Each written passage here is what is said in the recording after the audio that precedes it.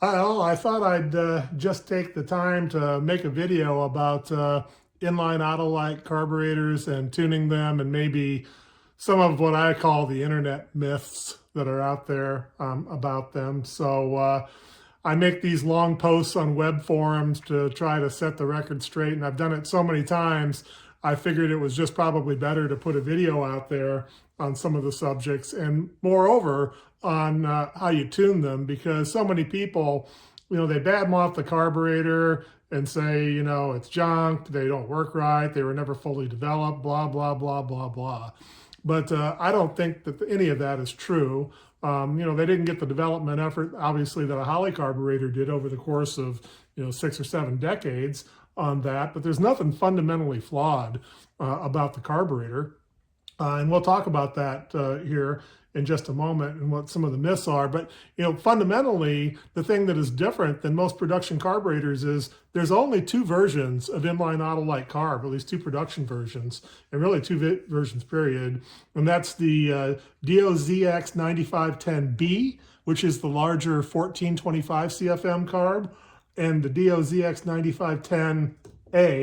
9510A, which is the 875 CFM, smaller of the 2 carbs.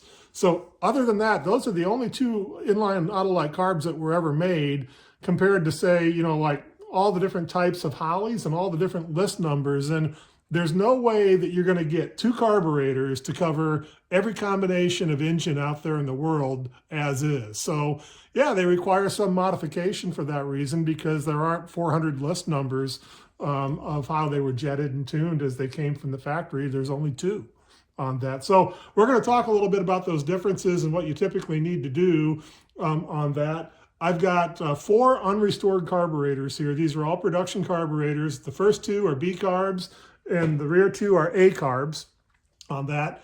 This is an unrestored carb, but it's in exceptionally good shape.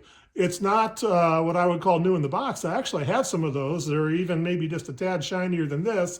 But the first thing you notice about that, between, say, this one and the B carb right behind it, is the brass work is shiny, the plating is shiny, even the aluminum is a lighter unoxidized color. Not that there's anything necessarily wrong with this carb. I mean, it's, it's oxidized. It's not quite as shiny of a penny, as this one is, but it's a very original, very solid, easily rebuildable carb, as are all of these. Now, when I rebuild a carb, they come out looking like this, and they're gauged and they're better than new. And what I intend to do here for the rest of the video, after a couple little comments about a lot of the internet myths, other than the ones I've just dispelled, is just talk about how you go about tuning them. So first, one other internet myth that I want to put to rest, right now is, somebody wrote it somewhere one time and it got repeated a million times on the internet, and people think it's true, but it's not true. And that is, I can't even remember how many times I've seen the early carbs they claim had no idle circuits. It's absolutely not true. So here's a production carb, and the quickest way you can tell, I mean, you can look inside if you want, but I can tell you from having handled hundreds of them on this and rebuilt them and owned them all, that they all have curb idle circuits, just like any other Autolite carburetor do. So this is a production B carb. This is a production A carb. There's the idle circuits. This is a very special version of the A carb. You can see from the nameplate there. This is one of what I call the pre-production carburetors. The castings are sand castings. They aren't made with production tooling. And there's some other subtle differences, but the thing that I'll show you is they have an idle circuit on them. They are not absent the idle circuits. The only people, these carbs, these pre-production carbs with the sand castings, were never sold. They were only given to the favored fair-haired Ford children. And then finally, by the way, I call these pre-production because they're not a prototype carb. This is actually a prototype carb. There were 4 prototype inline Autolite, what I call the lab mules or the dyno mules. And I actually own 3 of the 4, and this is one of them. But this is a prototype that was built from lab parts. And incidentally, all of the parts in these carbs interchange. This one does not. But the thing that I want to point out is even the first 4 prototype carbs had the same style of idle circuit. So this notion that inline carbs or some of them don't have idle circuits is total BS. So anyway, you can tell it's just one of my pet peeves on that. But I'll put that aside. Maybe in some other video, if people are interested, I can go into these 2 very unique parts of the Inline Autolite history. But from here on, what I'd like to do is just compare first an A and a B carb as to how they differ, and then go into what the basic tuning is for tuning your Inline Autolite carb. So stay tuned and we'll get on with it. All right, so here I have the production A carb, and then here I have the production B carb. So first, let's talk about what are the physical differences between an A and a B carb. Well, the first is the size of the venturi and the size of the butterfly. This is the B carb, and the bore of the throttle plate is 2 1/4 inches on a B carb. And of course, there's 4 of them. And on an A carb, it's 1 11/16. And incidentally, I'll put in the video there the spec sheet that I've got in the background that compares all the specs as shipped for the A and B carbs. But what are some of the other differences? Well, the venturi, which is this little, the Weber guys would call it a choke, in there is smaller on the A carb because the opening's smaller here. This is a B carb venturi on that. The bottom is the 2 1/4 inch bore, and the top is larger than it is with the A carb. So this bore opening and the transition at the throttle plate are both smaller on the B carb. So this is a different part on a B carb than it is on an A carb. But the other difference on how they're set up, of course, is jetting. So you need to remember that, I guess before we get into jetting, as far as the physical differences in an A and B carb, that's it.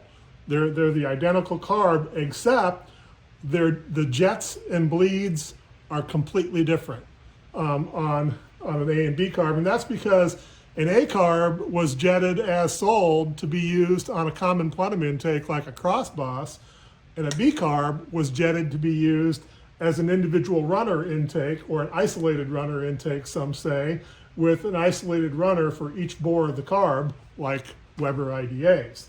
So they're jetted completely different from one another for that reason. And so, but other than that, they're identical, I guess, maybe except of the nameplate on that. So let's take a look at the idle circuit first. I'll just use the A carb because it has a couple small differences, but we'll talk about the differences in jetting along the way, and also what you do to tune. Stay tuned.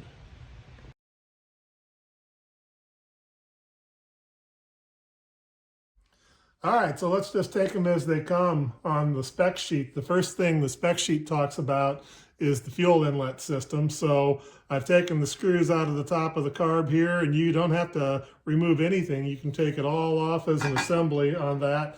And the one thing that I'm going to do is I'm going to use this magnet to grab the check balls out of the accelerator pumps, because if I don't, I'll forget, I'll turn it over, they'll bounce and go on the floor and run away and hide forever. So I'll get those out of the way first. But the fuel inlet system, this is the main well, and then of course the float, and underneath it, you can't see it, but if I take the little pivot pin out, you see here, you can pull the metering valve, which is hanging right there on the end of the float lever arm on there, and then this is the seat for that. And first, a couple of quick things, about this is that people change these floats, and the one thing you got to be aware of when you change the float is that there's two things that make the float work and shut the fuel off, and that is the buoyant force of the float itself and the lever ratio between where the center of mass or the center of gravity of the float is, the pin, and where the lever arm contacts. And if those things aren't all the same, it won't shut the pilot valve off at the given fuel pressure on that. So The inlet fuel pressure per the manual for an inline carb is 6 psi, up to 6 psi, which is pretty high. I mean, a lot of the diaphragm pumps are probably down closer to 3.5 or 4, and they seem to run fine there.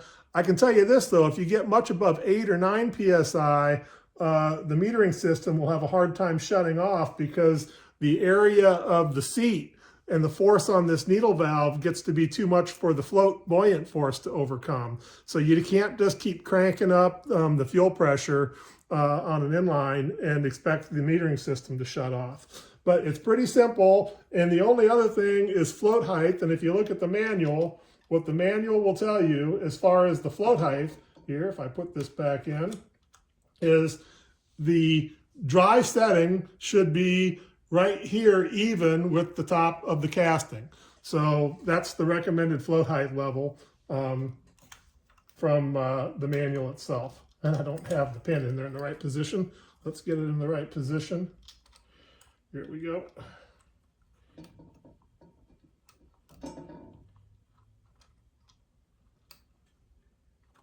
There we go. There. So anyway, so that's a little high. It should be set about right here, even with it. Now you can set it higher, but I put vent tubes in the main well vents on the carburetor right here, because otherwise if you set it high and you get the fuel level up close to that, that vent hole, it'll get sucked out of there and screw up your mixture, especially when you're sloshing around and driving. So if you just put like an 1.5 inch stand tube on there, you can run a higher fuel level if you want or think you need to, but the bigger thing is that it gets the main well reference signal up into clean air and keeps the fuel from getting sucked out of the main well. Pretty typical thing to see on most carburetors, those kinds of stand tubes. But anyway, that's it. I mean, it's a very simple system. This is the same configuration that's used on basically all the hundreds of thousands of production Autolite carbs. It is what Holly guys would call, based on how the carb sits in the car, it'd be a side hung float. And you hear a lot of stuff about how side hung floats aren't any good and blah, blah, blah on that. And you should have a center hung float. And my only question for the folks on that is that, all right, well, once you go from a side hung to a center hung float, how does it handle lateral G-forces on that? I mean, if it's the acceleration deceleration forces this way for the side hung floats, why don't you get the same thing from lateral forces when you corner hard on that? And maybe it's just a matter of whether or not you're a drag racer or a road racer on that. But this is just some of the other things that people throw out there about why, they're fundamentally flawed carbs, and I just call BS on, because I don't think that that's the case at all. But people do seem to think that there's fuel starvation issues with the carbs, and we'll talk about that a little bit more later. But that is the fuel, the main well, and the fuel metering system. Let's look at the idle circuit next.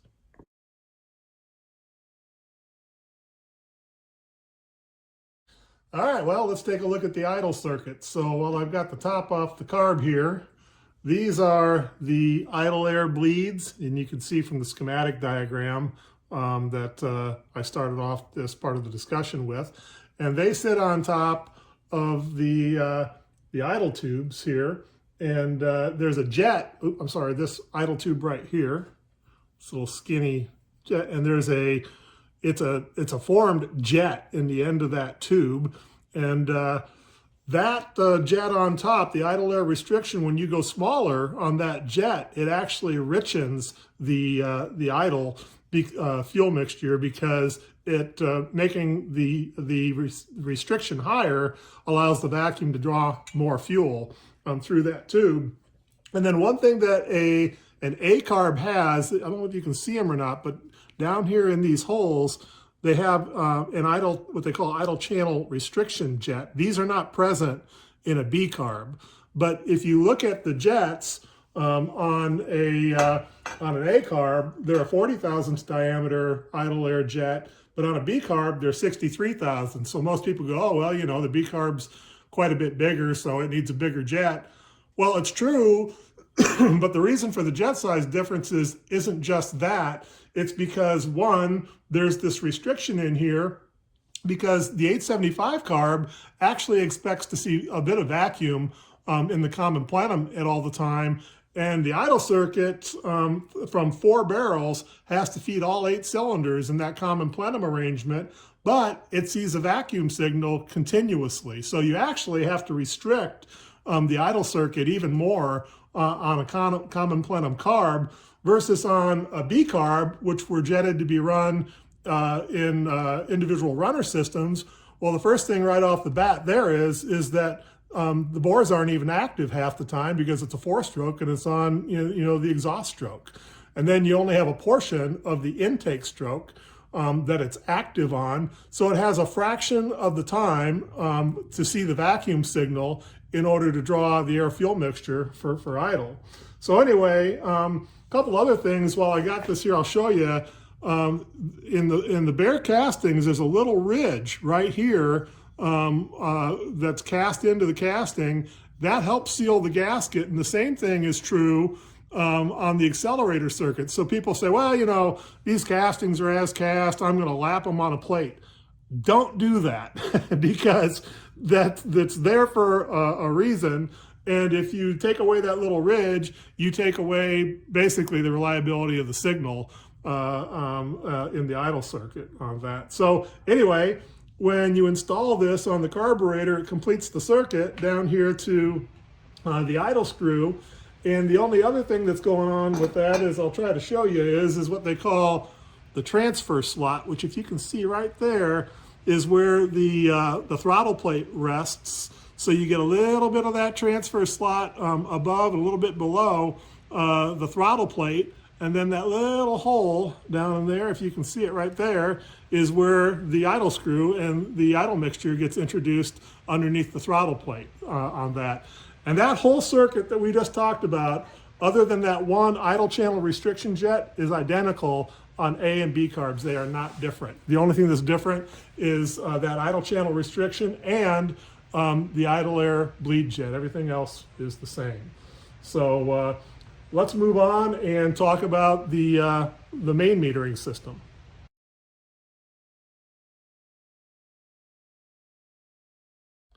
All right, back with you. Let's talk about the main metering circuit. So I'll take this little brass piece out here. It looks like a large jet. It's what they call the main well retainer.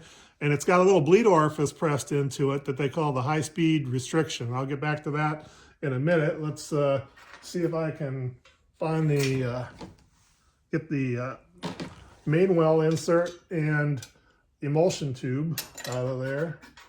They call it, I think, tube and collar assembly, but it's the emulsion tube on that. So nice thing about inline carb is you can make main circuit and idle circuit changes to the jets without removing or getting into the carb. It's kind of like a Weber IDA in that regard. But anyway, this is the main well holder, and that's the main jet in the end of it. And then this is the emulsion tube, or I think they call it collar and tube assembly, but Weber guys would recognize it as an emulsion tube on that. So first thing I'm going to say is I get people saying, well, I mean, a 106 main jet, boy, that's huge. Why do you need 4 of those? But they're Holley guys. And the first thing you have to understand is that Holley jets and Autolite jets, the size of the orifice aren't based on the same convention. In an Autolite jet, if it's a 106 jet, it means it's 106 thousandths. In a Holley jet, especially when you get up into the larger sizes, the Holley jet number does not correspond to the size of the hole. In fact, sometimes, depending on which jet you're talking about, the only thing that changes in the Holley jet is the length of the hole. And I think that's because that Holley intends their jet sizes, I think it's to make a 1 or 2% change in what they think enrichment would be for one of their carburetors, but I don't know, you'd have to ask Holley about that. But don't try to compare Holley jets to Autolite jets by size, because they're not the same. So anyway, next comment would be comparing the A carb to the B carb. Well, as they were shipped, an A carb had a 106 size main jet, but the B carb had an 093. And you say, well, good grief, why does a B carb have a smaller jet, than the A carb? It's 1425 CFM versus, 875 CFM But you got to remember that the B carbs were meant to be independent or individual runner carbs on that. And the, uh, the main jets, you only have four main jets on the A carb, but they're feeding the common plenum system. So you got 4 jets in the main circuit that have to feed all 8 cylinders. But of course, in a V8, all 8 cylinders aren't active at the same time, but you still need more jet. Well, the other thing to remember too is on a B carb, you've got twice the number of main jets. Instead of just 4 main jets, you got 8 main jets. So you got 8 096 main jets. And then you got back to what we talked about before, is when you have an isolated runner intake, the cylinder's only active half the time, and not even that. I mean, because it's on intake stroke half the time, and it's only really active for a portion of the intake stroke. So anyway, that's just a little bit about that comparison on that. But the last thing is that idle air restriction, or I'm sorry, the high speed restriction in this, it actually works the opposite as it does in the idle circuit. If you open that bleed up, you'll effectively make the main jet look smaller.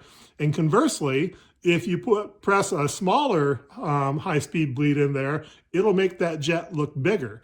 And it does that just because when you put more restriction in there, the vacuum signal can draw more fuel up through the main jet on that. So those are a couple of tuning tools you have for the main circuit. And then the last one for the main circuit is the emulsion tube. Now this gets a little bit trickier, and I'll see if I can't put a special discussion in here about the excuse me, about the emulsion tube on that. But David Vizard actually, I think, simplifies it better than anybody else. This is the way it sits in the carburetor right here. But if you turn it upside down, what he would tell you is that the holes at the top of the emulsion tube, or the bottom as it sits in the carburetor, that's high RPM, and the holes at the very top are idle. So if you want to richen up the higher RPM, and we'll get into this in tuning in a second, you plug the holes here that correspond to the high RPM range. And correspondingly, if you're going too rich at high RPM, you open the holes up, or you put more of them in at that point. And we'll come back and talk about that a little bit in tuning, but those are the tools that you have there as far as tuning the main circuit on that. So let's pause for a second there, and we got one more thing to look at, and that's the enrichment circuit and the accelerator pump. So let's talk about that, and then we'll come back to just general tuning procedure.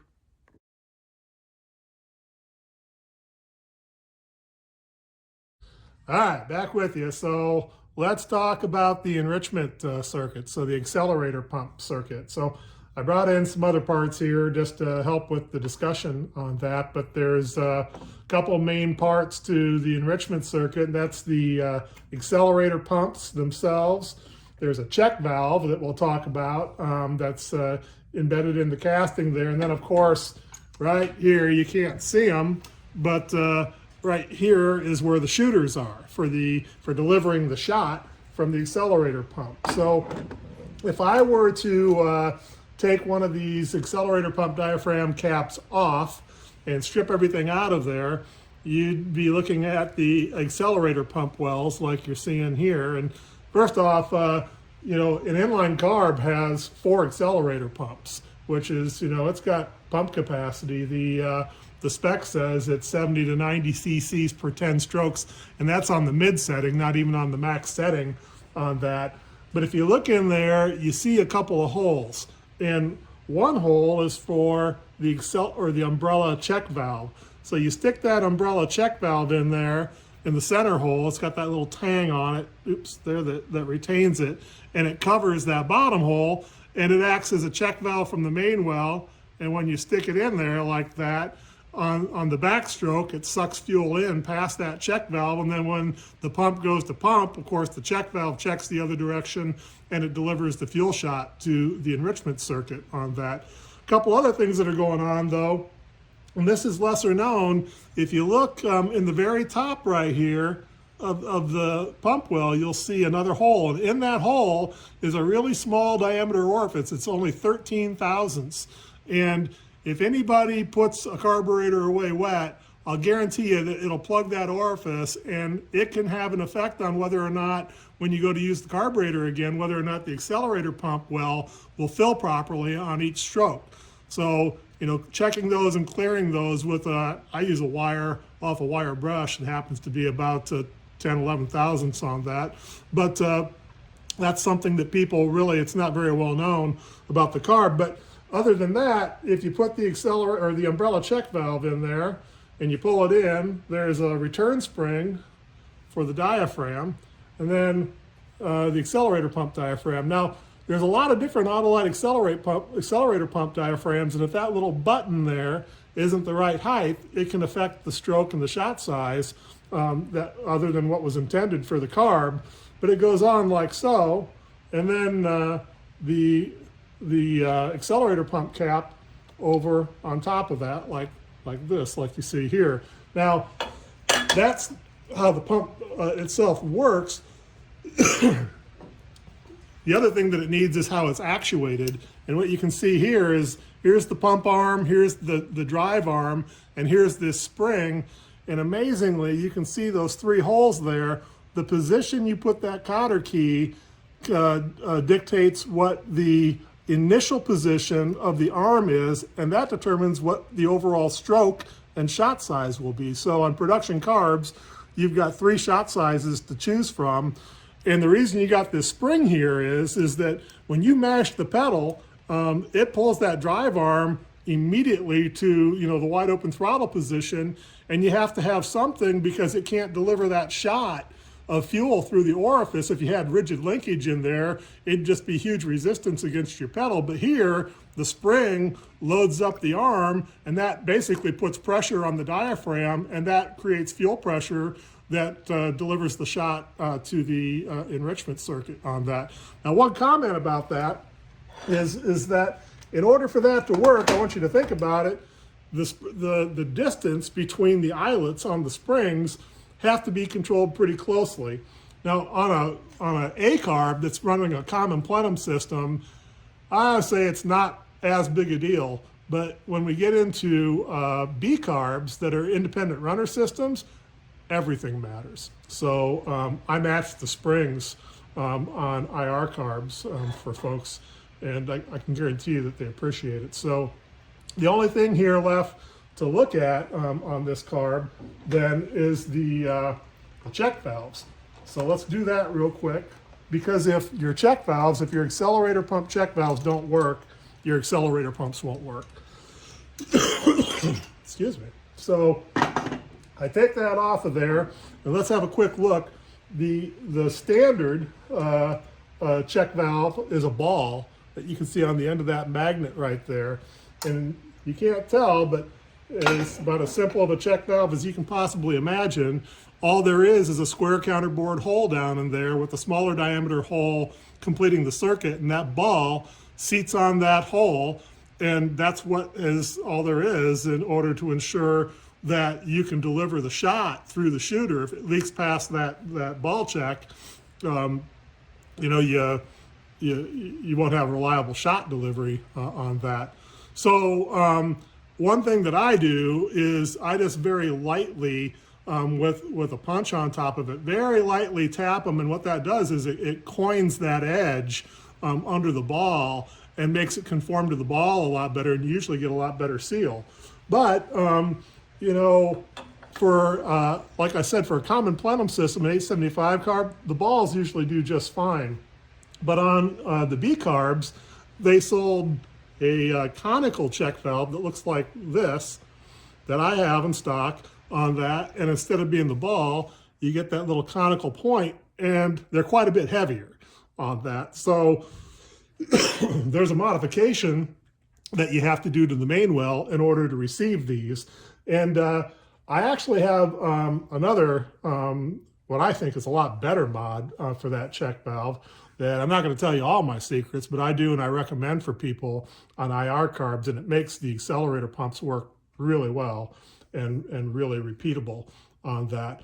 But I mentioned earlier, here is where that ball check or accelerator, or I'm sorry, conical check, that's what it lifts against. And you can see it's got that little crossed matrix in there in order to allow there to be flow past it on that. And the ball check itself is smaller diameter than the hole, so you can flow fuel around that. And then when you pull the top casting down, it completes the circuit there, and right on the other side of it, right here, if you can see it, there's the shooter. So let's talk about the shooter for a second, because they're, of course, they're different size on a B carb than they are on an A carb. Oops. Let's get this in there. All right, so the spec sheet says that the shooter on an A carb is 35 thousandths and the shooter on a B carb is 28 thousandths. Well, you say, well, why is the shooter on a B carb smaller than it is on an A carb? And the answer is the same as we've been saying. It's because B carbs were independent runner carbs, and you've got 8 shooters active on them, whereas on a carb, you only have 4 shooters active to feed all 8 of the cylinders on that. So anyway, that's the enrichment circuit for an inline carb. So those are just kind of the basics and the things that you have to tune with. I'll put a link in to my website, because in order to change the accelerator pump shooter diameter, if you increase the diameter of the shooter, you reduce the duration at which the shot size is delivered to the engine, meaning it gets a bigger, it doesn't get any bigger shot, but it gets delivered sooner and quicker on that. And then, of course, that's the opposite's true too. If you put a smaller shooter in there, it spreads the delivery of the shot size on whatever you have the accelerator arm stroke set at over a longer duration. So those are just kind of the fine points of tuning. In order to do that, though, there's rivets in these holes, and you have to pull the rivets out. If you want to increase the size of the shooter, you can do that with the shooter in place with a little wire gauge drill and a pin vise and just do it in there. I usually, for people that are really going to run their carbs and tune them, I usually replace those rivets with a little set screw. So you can just put some sealant on the set screw. So at least at that point, you can pull the set screw out without having to jack with the rivets and replace the rivets on that. But if you need to go smaller because somebody's already modified your carb on the shooter size, it's kind of hard to get them out. And I've got a procedure for doing it on my website, and I'll see if I can't put a link in there to how you do it, as far as actually replacing a shooter versus just enlarging the size of it. So those are all the basic parts of the carb. They're not a lot different, as far as if you understand carburetors and what the purpose of each of the circuits are, and you just understand the mechanisms and how they work. It's not difficult to understand, how an inline carb works compared to other carbs. Some of the other carbs have different mechanisms for doing the same thing, but the basics of the circuits are basically the same as they are with all carburation on that. So let's come back and start talking about just basic tuning procedure and how I always recommend that you go about tuning a carb. Stay tuned. All right, well, back with you. Let's just talk some basic tuning approach. It's really not much different than it is on any other carburetor. But the first thing I'd say is, of course, you got to get the carb jetted close enough that the engine combination that you have will run at all. With sometimes they'll buck and snort and backfire and spit flame at you until you get at least within a reasonable amount of where they want to be on that. But first things first, usually being idle, get it to the point where it'll run. And it's not unusual, for you to have to feather the pedal a little bit or keep the eyes up or keep the R's up until you get some heat into the engine on that. But once you get some heat into the engine, you usually find out, where you're at with respect to idle. And on a cross bus, you can usually get them to idle pretty reliably and happily between 800 and 1,000 RPM, depending on how you're cammed and set up on that. But You got a couple tools to use to do that, and the easiest ones are the idle air bleeds and the idle adjustment screws. And if you've got a shut, the happy spot for an idle adjustment screw, I'd say it's about a turn and a half. If you've got to close that down, to a half a turn, you probably need to lean out the jetting a little bit, which means you need to put in a bigger idle air bleed. And if you're all the way out to like 3 turns in order to get it to idle where you want it to be and get it rich enough on that, then you probably want to fatten up the circuit a little bit, put in a smaller idle air bleed, and it's always best just to have it down closer to a turn and a half.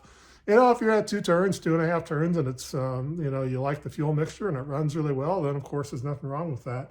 But once you get it to idle and get some heat into the engine, once you get above probably 1500 RPM or so, you're starting to pull on the main circuit on that. And this is where I said it really helps to have a decent tachometer because, run it up to a couple thousand, 3,000 RPM, see what the air fuel meter is telling you. If it's lean, fatten it up with a bigger main jet. If it's rich, then take a little jet out of it and creep up and go to 4,000. And same thing. A lot of times what you'll find though is you'll find that it's happy in some range that it's running on the main circuit, and it's not happy in the other range. So let's just take the example of, let's say where you get up in the high RPMs and you're good all the way up to about 4,500, and you get above that and it starts going lean. Well, about the only thing you have left to do, you can fatten up the jet, but then once you do that, you'll usually find that you go out of range down low, and it just, no matter what you do, you're out somewhere. If you get into that situation, that's when you got to resort to the emulsion tubes on that. So let's just take the example. Let's just say that you're great. You like your fuel mixture all the way up to about 4,500 RPM. But between there and 5,500 and 6,000, it starts going lean. Well, as we talked about before, when you hold the emulsion tube like this, the part of the emulsion tube that corresponds to the higher RPM range is near the bottom of the tube, or the top as I'm holding it right now. If it's going lean and you want to fatten up the mixture, it means that you've got to plug some of the holes at the bottom of the emulsion tube. And as you're trying to converge on whether this is making an improvement or not, what I've used before is a chunk of aluminum tape. And if you wrap that around the emulsion tube, the adhesive gives up pretty quickly. You usually only have about 10 minutes, so you want to do it when you've got good heat into the car and you can get a reading on it. But, run it up in that RPM range and see if that enrichment that you get helps it in that RPM range before you go and make permanent modifications to your emulsion tube. One other approach that I found that works pretty good is this is a piece of heat shrink, electrical heat shrink for, an electrical insulation. And I don't know what it is, but it's a lot more resistant to fuel.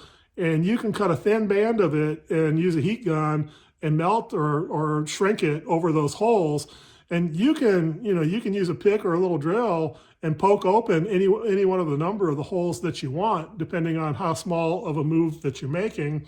And of course, you got to do that on each one of the emulsion tubes. But you do that and you take a look and see how it behaves, your mixture behaves over the RPM range, and if it likes it or not. Well, if it does, and you want to make it permanent and plug holes, you solder them shut. You just solder a couple of holes shut. If you're going the other direction and you need to lean it out, it's easier because then all you need to do is either add more holes or enlarge the size of the holes that are there. So it's trial and error. And, folks say, well, that seems like an awful lot of work. I don't think I'd have to do that with my other carbs. And I kind of call BS on that because, like I said earlier, there's no Holley carburetor that would work well on, say, a 289 all the way up to a big displacement 460 on that. You'd be changing all kinds of things in order to make a Holley carb work, let alone the size range of the carb on that. So this is just, normal stuff that you have to do to tune a carburetor to a unique engine combination on that. But anyway, that at least gets you through the first basics of it. Now let's talk about the enrichment circuit, because all of this is done kind of under the guise that you're in your driveway with the hood up, or you're on a, say, a run-in stand, but you're not on a dyno, or you're not actually out driving the car and loading the engine, because you need that enrichment circuit in order for that to work. It's not like it wasn't working, you know, when it's working however you had it set, but you may need to make adjustments to your enrichment circuit to get rid of a stumble under load. You know, that can be about anything too. I can't recommend, you know, settings for that works well for any possible engine combination. On cross bosses, having the lever arm set on the biggest shot size, and usually one size larger than stock shooter size. So on the A carbs, the shooters were 35 thousandths. So when I say one size, I really mean 2 thousandths larger. I'd go up by 2 thousandths increments. So going up to a 37 thousandths shooter seems to be what cross boss is like, but it can just depend, and it can vary a little bit on that. But you've got shooter size, as we mentioned before, and the shot size to vary to help you tune out any stumbles when under load on that. So I usually save the enrichment circuit till last and try to get under just steady state RPM running the mixtures that I want, and then try to get the enrichment circuit dialed in. So anyway, like I said, it's not rocket science, and it's not really different than tuning any other carburetor. The mechanisms inside the carb, depending on what carb you're used to, might be slightly different. But you know, the idea behind having different circuits that service different RPM ranges and enrichment circuits, it's pretty much the same on all carburetors on that. So anyway, I do have carburetors for sale. I don't always advertise them on my website. Maybe I should. I have enough of them now that I'll sell them individually. There have been points in the past where I haven't, and I've saved them for systems, but I do. I do have carburetors, and I do sell them. I do buy them occasionally. A lot of times most people think that I should pay them what I sell them for, but obviously I can't do that. But when you buy a carb from me, you get a fully restored carb that's a known quantity and is guaranteed to be what I say it is on that. And you can visit my website at www.inlinecarb.com. That's at the beginning of the video there. And I've got lots of information there. I've updated it recently for systems and parts. I need to update some of the other areas of the website. It was a 20-year-old website, so I'm starting to update that. But you're welcome to visit there and poke around, see what I've got. And if you're interested in inline carbs and running them, hopefully you found this helpful. And if you want to take it the next step and try to put one on your car, then you know where to find me. Until then, we'll catch up with you on the flip side. Take care and enjoy your cars.